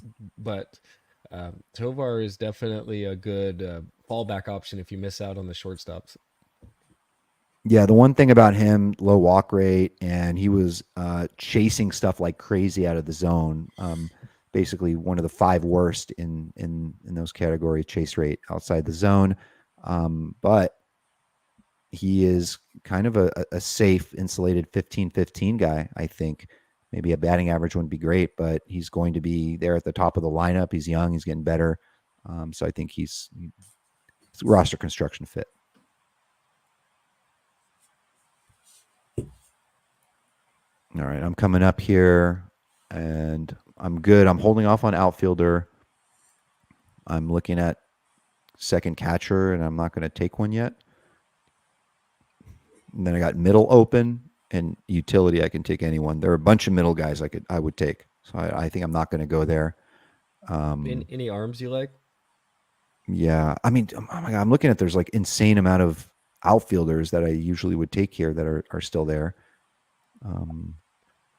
Arms. What do I need more of? Strikeouts, ratios. I think I'm pretty good with the ratios. Mm-hmm. Yeah, I think your ratios are pretty good. I'm looking at like it's probably a little high, but do you like McKenzie? I think I don't know. I don't need. Has he pitched yet? This That's a spring? good question. I haven't seen any news on if he's thrown or not. Yeah. 5 seconds. Yeah.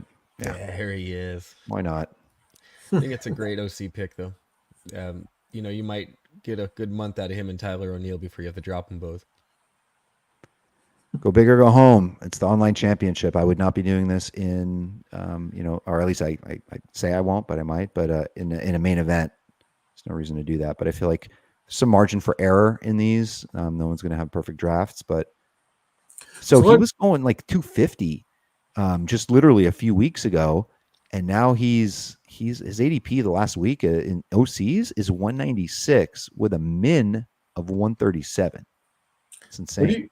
What do you guys think if he stays healthy the next 3 weeks, is playing center field, and maybe steals a couple bases? Where does he go in the main event? 7th, 8th round. I was going to say pick 100.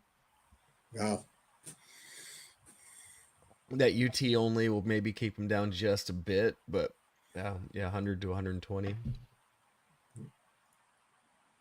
I'm sorry, Chin Music 4. I am pick 4 of the Mookie Betts team.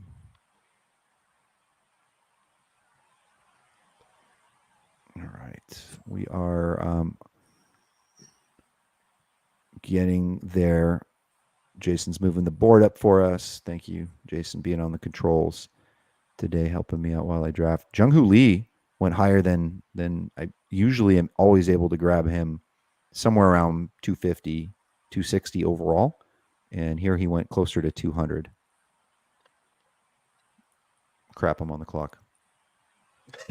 You got a minute. As they say on Saturday Night Live, talk amongst yourselves.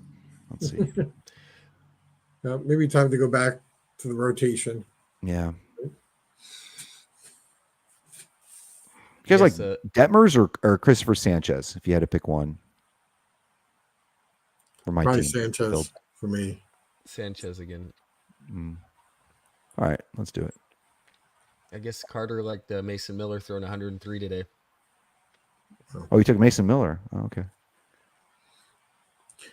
So who gets hurt first, Mason Miller or Byron Buxton? I think they get in a collision and get hurt at the same time. That's a good one. That's very possible. And then Jeff Biddle took Nestor Cortez right after me. That's another guy that was in the mix. When I have someone like a really close, so years ago when they didn't have the DH, it was always an easy decision. When you have two guys, you have similar in value and just a lot of similar things, and you need a tiebreaker, you go with the NL guy, and that's obviously changed these days. So then you started looking into division, but even that's shifted because teams aren't playing since last year. They're not playing within their division as much as they used to.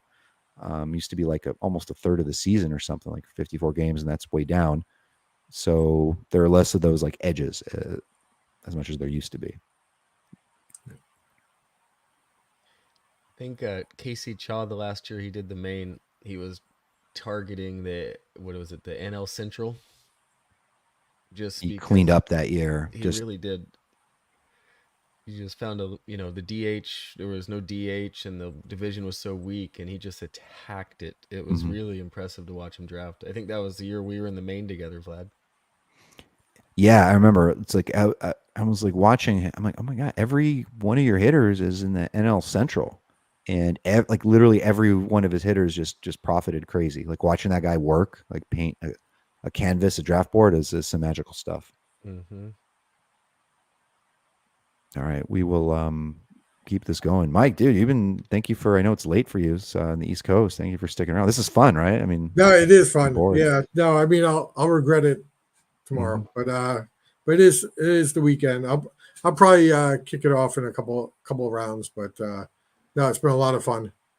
Well, what's the difference of midnight and 1 a.m. at that point, right, Mike? Yeah. Yeah, we'll probably take you here through around 24, 25.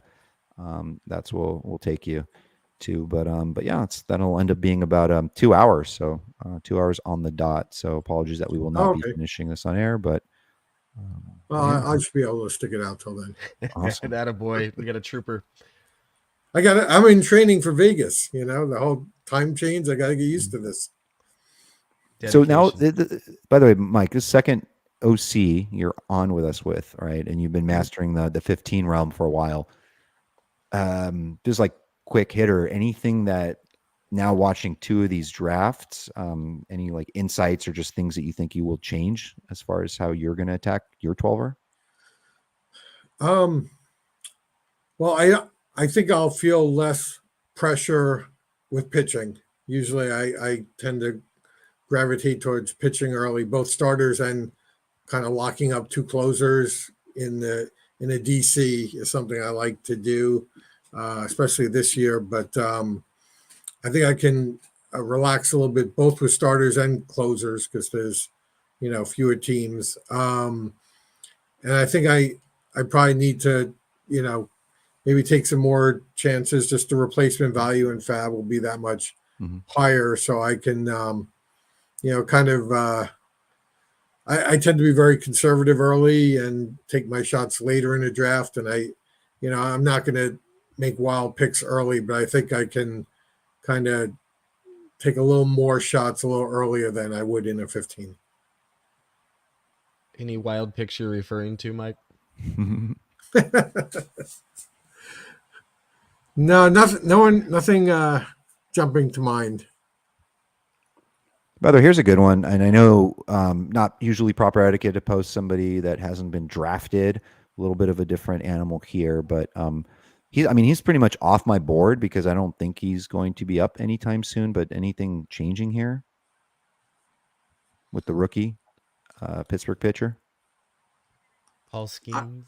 I have not heard anything about them maybe keeping him up.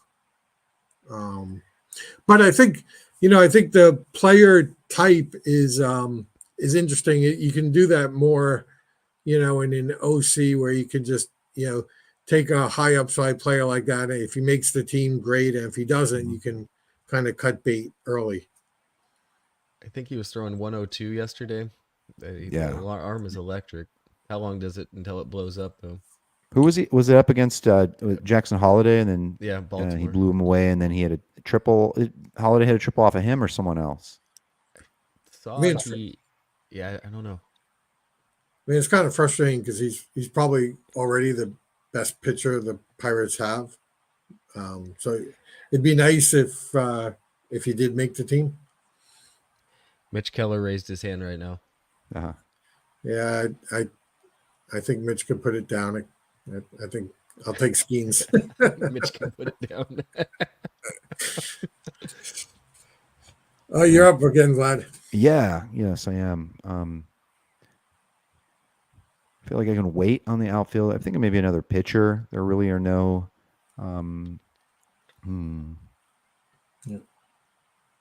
Trying to figure out what to do here.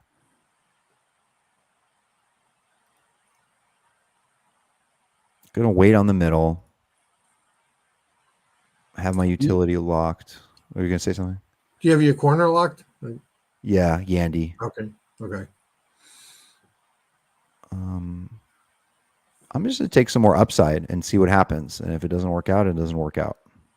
Potential upside. Who knows? Yeah. Luis Severino. Do you have another first baseman other than Yandy, Vlad? Cassis. Oh yeah, Cassis. Yeah. I mean, Severino looked good today. Oh, he pitched today. Oh, nice. I didn't know that. Yeah, it looked like he was playing around with his motion a little bit, kind of like pausing a little bit on some pitches, like kind of messing with the timing a little bit. Yeah, here we go. We are getting here the last few rounds. We're 2/3 of the way here through the draft. And what do you guys think about, or Jason, you do these 12 team OCs. How do you feel about coverage in your bench as far as having coverage across the board? Or because we have a fab period before the season starts, are you more likely to take upside players and not care about having a backup everywhere?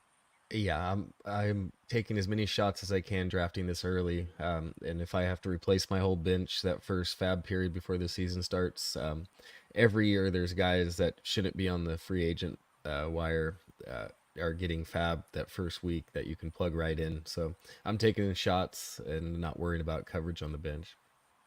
Yeah. What about yourself? I'm in the same boat. So I remember years ago, it was like, oh, I have my corner as a first baseman and my third baseman's a little shaky, so I need to make sure I get a third baseman. I'm not in the bench. I'm not as worried about that. And I think having like lots of roster flexibility is helpful. When you take players that have, multi-position eligibility, can kind of help, take off that load. But I'd rather spend the money or spend those picks on guys that I might end up being fabbed. That will go for a lot if they get off to hot starts. All right. I'm asked what I'm looking at next.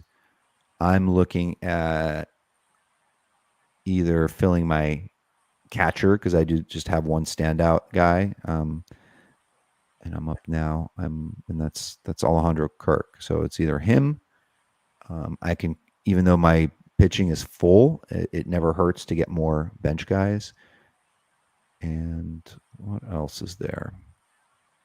Middles. There's a bunch of middles here still, like a gang of them that I feel like I can wait on. Any preferences for you guys here? I like keep hammering the arms, get that depth, to get the high upside arms, and keep going that route. Yeah, because that's what I'll do. Because there's some question marks, I think, on this. Well, I guess there aren't really many question marks on the staff. I feel like Severino might be, but That's a nice compliment as a number 8. nice. Well, Uncle Ted's happy, so He approves. Yeah. Uncle Ted's happy. We're happy. So, and I swear, Uncle Ted, I'm not picking on you, but I just do want to let you know publicly in the chat that it's usually not the best to list players that haven't been drafted yet, just because there are people in the draft also. But you obviously know your late round pitching. I can see you've posted a lot of gems in the chat. So, and some of them will be drafting here coming up, and hopefully we'll see you in some drafts soon.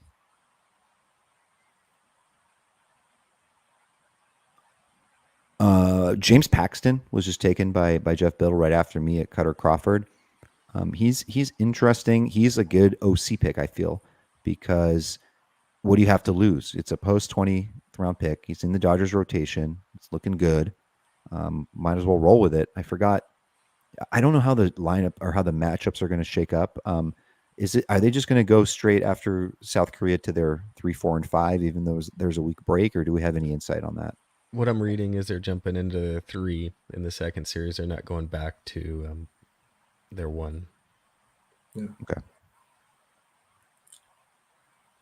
No, Paxton. I think he may have gotten lost a little bit when he struggled in the second half and then got hurt. That he was actually very effective for Boston for about half a season, and considering how little he pitched prior to last season with injuries, it's kind of a reasonable narrative that he simply got tired and just didn't have the stamina to go all year, but he pitched a pretty effective half a year for Boston. And, if he could repeat that for the Dodgers, he'll just get that many more wins. And at this cost, a good half season is, he'll be profitable. Robert Stevenson. I'm sorry, Jay. I was going to say our boy Mountcastle, the end of the 21st round. It feels like some value. Pretty good. By the way, Danny Broski, he mentioned something in the draft chat about almost completing the Seattle Mariners pitching stack. He got Castillo, Kirby, Wu, and Bryce Miller. Oh my goodness. Wow. I mean, that's good for the ratios, right? It's a pretty good stack. Yeah. I'm going back to Paxton. He was a pretty good fab pickup for about 2 or 3 months, right, Mike? I remember there was about $70 to $100, and people that got him were really happy for a couple months. Yep, and I can speak from experience that the people who didn't get him were very jealous. I did just bring up Robert Stevenson. He's going to be really dropping down boards because now the question is, well, first of all, Ron Washington named Carlos Estevez the closer. So whether we all think Estevez is going to lose it eventually, it doesn't matter because Robert Stevenson right now is dealing with a shoulder injury, may or may not be ready for opening day. So he might even be off the board in these OCs. What do you think? I haven't heard that it's a serious injury, but it doesn't seem to be it doesn't seem to be serious. I mean, it might even be a buying opportunity if he really drops towards the end. If you consider him to be the much better arm than Estevez. Are we talking about 6th round Robert Stevenson, Vlad?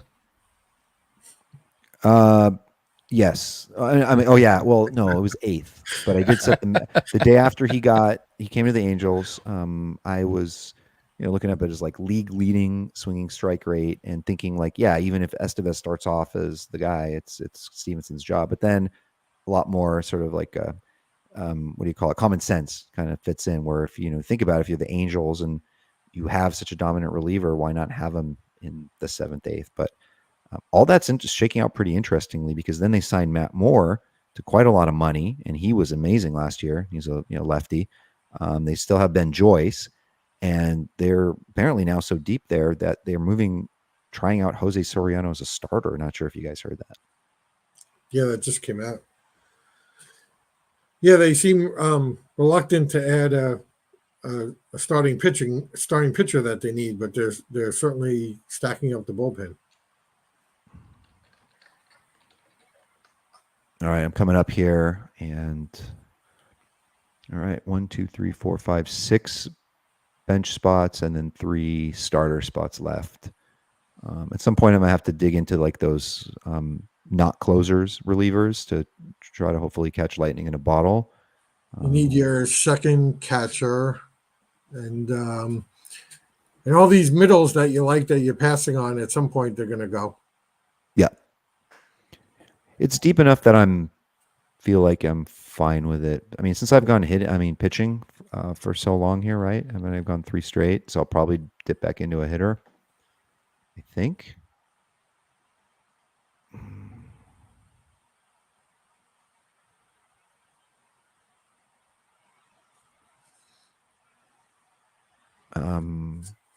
And 5th outfielder. Let me just look at the outfield pool. There's a lot, man. There are a lot of outfielders. There's no reason for me to do that right now. I'll also just take who I want. I'm gonna take a reliever, and it may not be Hunter Harvey. It may not be a hot pick this week because apparently the great Kyle Finnegan introduced sick ass sweeper in the 80s, and so he's just somehow just running on fumes, just somehow kind of always gets it done. I don't think any fantasy player doubts that Hunter Harvey is the better better reliever, and he did get 10 saves himself last season and a whip under 1.94. It was really, really good reliever. So But it's a tough pick here, like in this range, like in 22, because how long can you hold somebody? Like if it just looks like, oh, it's just, it's just Finnegan for now. And then what usually happens in these scenarios, especially in 12s, you drop Hunter Harvey right the week before Hunter Finnegan. Just never fails. Always. That's how it works. But I just need some shots at relievers here because beyond Devin Williams and then maybe Jose Alvarado, I don't have much going on there. Well, and his usage was so interesting last year. He had the closer job, got hurt, came back, and Finnegan was kind of struggling, but they never let Harvey get another save after that. Yeah. Yeah, so it's a tough pick.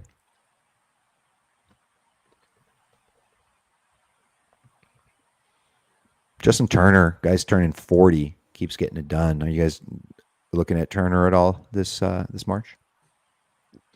Late, he's value, I believe. Yeah, I haven't landed on him yet, but he's in play. All right, looking at my okay, I'm up here. Middle, there's a ton still. Probably 6 guys I'd be okay with. Pitcher, since I've been hitting it hard, I'm going to pause, and I'll just take my catcher so I don't have to deal with it later. Kirky. Yeah. So what do you think for Kirk this year? Bounce back? I do. I haven't seen much or read about him in the preseason, but there's just, there's always something with Danny Jansen. And then Alejandro Kirk, just as far as his his contact rate is elite. He's one of the few guys, just consistently over whatever it was, 75, 80%. Just very few catchers can just hit 280 plus in their sleep. And I know he didn't last year. He had an off season, spent a little bit of time hurt. And I know the counting categories are going to be a little lower, but when I'm looking at Kirk, even in part-time duty and hoping he plays more versus all the rest of these guys, like, Jan Gomes or Rene Pinto, like I just makes sense to me. Just rather build in a little bit of average there. Yeah. And he's the most fun player to watch the bases in the major leagues or run the bases in the major leagues.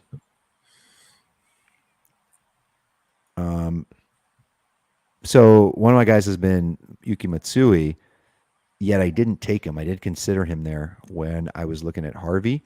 And I know he was banged up and he like some soreness or something. And I think he should be fine. And I do still have him as the FTN VDP. Our projections do have him leading that team in saves, even though it looks like Robert Suarez is going to get the first crack. But yeah, I don't know. It's another thing I'll look back at. Like maybe should I have taken Yuki? Did I blow it there or not? We'll see. And Stevenson, who we were talking about, I guess just went off the board. Yeah. Will Benson leading the majors in spring training in stolen bases, right? He's quite an enigma. So going to carry some of that magic from last season. He was also a majorly high BABIP guy. He's not a 270, 280 hitter. No, huge strikeout rate, but interesting blend of power and speed. What are we doing with these? I don't have any really. I don't have any stashes. So stash would be somebody that is either hurt or in the minors to start, and you're just kind of waiting on them, like in your bench. You can only hold them for so long. But I don't have any, so I could take one. But I don't know. This doesn't feel like a team where I'm necessarily going to do that. There are a couple of those pitchers that aren't ready to start the year that could be massive, but I feel like it might be overkill for this team. Maybe waiting on them. And one can argue Byron Buxton might be considered a stash. That's a good point. There's still some other relievers. There's a couple of guys. By the way, Will Smith was just taken off the board. Supposed to be. It's up to Will Smith if he's going to hold that job or not, because he, came to Kansas City to close pretty much. Looks like he'll probably get the first crack. I know James MacArthur was pretty good last season. They got Nick Anderson, some other guys there, but Will Smith has not been the same gem Will Smith he was years ago when he led the Braves in saves. So All right, we are turning the bend here. We will get out of here after right around the end of round 25. Any last thoughts here? Any other things you're thinking about in these final rounds? What you would do with your reserve rounds? Go ahead, Mike. I'm interested to kind of hear your thoughts since you're kind of jumping back into the 12s. Where's your head at in these reserve rounds? Yeah, I think I would probably go for another couple upside bats. Maybe a little more speed. But it's kind of tough watching this when I don't have I'm not in the draft room, so I don't see who's left. But no, I think your team is very balanced. I think this has been an interesting draft. I think a lot of the teams have pretty balanced builds. I don't see anything really crazy jumping out at me. Yeah, I wonder how much speed. I wonder how much Buxton's going to run because I mean I do start. I do have a lot of speed. Now that I'm looking at it, I feel like I need more power now, because like between Lindor, Casas, Betts, Ellie, Buxton, Teoscar, possibly Tyler O'Neill. That's some power. But then Yelich speed, O'Neill speed, Dela Cruz speed, Lindor speed. So I guess it's a good balance. Well, and the one category that's easily picked up on Fab in the 12s is speed. You know what is an issue on this team? Average. I would agree. That Jung-Hoo Lee, not getting him where you normally get him kind of hurt. Yeah, he's out of the picture. I do have a guy. I think I'm going to pop him right here. If Biddle doesn't take him. Oh, he's taking him. He's got VDPs right in front of him. Thankfully, so we drafted in Scarf. He has the most insane setup, like no anything, like no computer, nothing, just his phone and this like crazy piece of paper. And he's just like old school drafter, just a badass. So I love that. Zach Neto is a very good pick. Even though he's hitting 9th for the Angels, I do like him a lot. But I'm going to take the leadoff hitter against righties for the Cardinals, who hits for average, Brendan Donovan. Donnie Barrels. Donnie Dingers. Yeah. Yeah, that could really be a boon, especially if he's playing every day at second base. Yeah, so he'll probably play every day, but he won't. He'll just hit lower in the lineup against lefties, probably, right? I would think. Right. I don't want to be poor etiquette, but there was like a certain big bopper former first round pick still brewing there, and I think it would just be like obnoxious if I took him. Big dude, big slugger guy, always hurt, hits a lot of home runs, but I think it'd be not wise for me to take him here. I think it's hard to pass here if he gets back to you. Really? Mike, are you with I us on this confess one? I'm trying to think of who you're talking about. He's on the Yankees and he's big. Oh, okay. Yeah. No, not if you're protecting average. Oh, it was what I get for opening my. You knew that was okay. happening. I wasn't gonna take him anyways. That is really funny. Freaking Carter. That is asleep already on auto draft, man. All right, let's finish up this round here. We'll close things up. All right, I'm gonna take Kepler. VDP loves him. Yeah. What can I say? I want to thank the people that are here late night. A lot of people on the East Coast. A lot of people that I've known. We've known for a long time, and just it's a really nice group of people that are in here chatting. So we appreciate you guys. 'Tis the season. It's draft season. It's the beginning of March.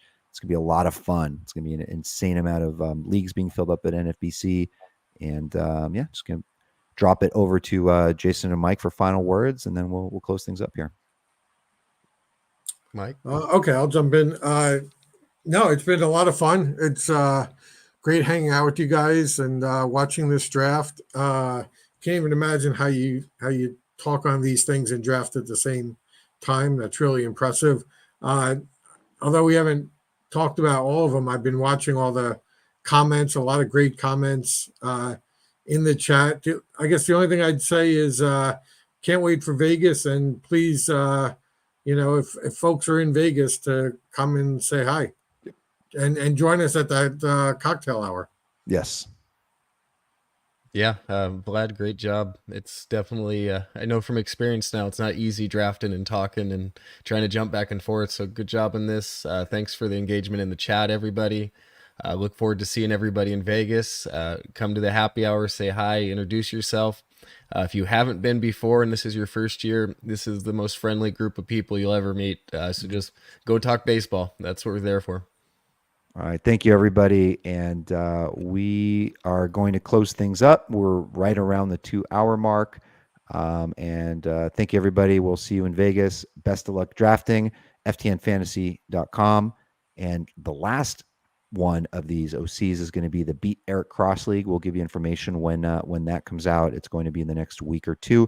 They're all at First Pitch, Florida right now. A lot of people over there. So have a great night, and we'll catch you next time. Thanks, guys.